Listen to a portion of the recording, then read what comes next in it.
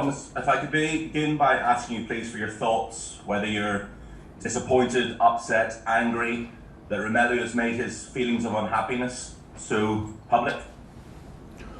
Yeah, we don't like it, of course, because it brings noise that we don't need and is not helpful. But on the other side, we don't want to make more out of it than it actually is. You know very well how it is. It's very easy to take lines out of context. It's very easy to shorten lines, make headlines, and then later realize that it's not so bad and maybe not what he meant. But let's be honest also with it, we don't like it. I don't like it, like I said, because it's noise that we don't need. We need a calm environment and focus, and this does not help. Did he sit down with you to discuss his unhappiness at the role he's playing at the moment? No, not at all. I don't feel him unhappy. I feel the exact opposite. If you asked me yesterday morning, I would say I feel the exact opposite, and that's why it's a surprise, but I'm the wrong person to ask. This is the kind of thing that's best kept behind closed doors, is what you're saying? Sorry? This is the kind of thing that's best kept behind closed doors. If there is something, it's behind closed doors, for sure. Chelsea fans will obviously feel that this was a big summer signing. He was returning home supposedly, and now he's already giving an interview saying that he wants to go back to Inter. Like I said, I mean, this is what you read into it, what everybody reads into it. I did not read it completely. Like, it's very easy to, in general, it is very easy to take lines out of context and take lines and make headlines to get the focus and to get the best out of these interviews for several days.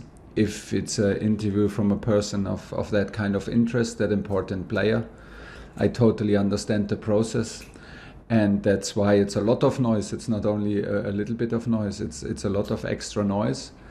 But still, we are like not here to just read the headlines, and maybe we here can take the time to try to understand what's going on, because it does not reflect the daily work, it does not reflect the daily attitude, it does not reflect the daily behavior which Romelu shows here at Cobham. But you need to ask him, not me. I cannot help you further with this, because I was surprised. Last two, Jamie.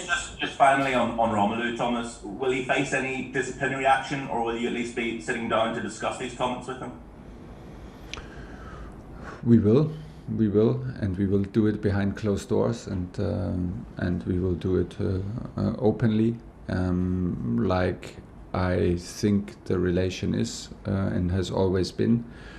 So no further comments in public on that. In terms of Lukaku, you've answered very eloquently there. But is the noise around Lukaku louder because the team's results have not been what you want, and that is what happens at a club like Chelsea? Maybe it feels louder, but I think it would have been loud anyway with these kind of headlines. You cannot win enough to not talk about these headlines in media. I mean, this is today's world is today's world, and everything you say has a certain is out there in public. If you are like such a big player like Romelu, and he's an experienced player, and he surely knows what kind of value it has when he speaks out messages like this. I don't think that it would have another impact. Maybe it's a bit easier to deal with, of course, like everything, by the way, everything is easier. Training is easier. Press conference is easier. Like everything is easier when you win. But this has nothing to do with that. So it would have been easier to deal with the noise, yes, but would have been the same noise, I guess.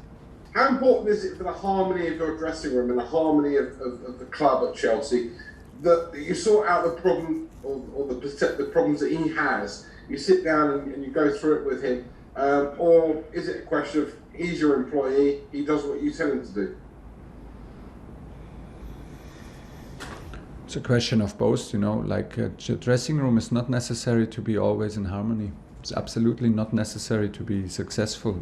We don't have to hug each other, love each other every single day. Sometimes good to be on the edge. Sometimes good to be a bit like in disharmony when it is in between certain boundaries. The thing with Romelu is that I don't think that anybody in this building is aware that he's unhappy, and that what makes us very surprised about his statements. So first of all, we need to check, because I can see no reason why this should be like this. And that's all I can say about it, and wait what Romelu says, and then we will deal with it.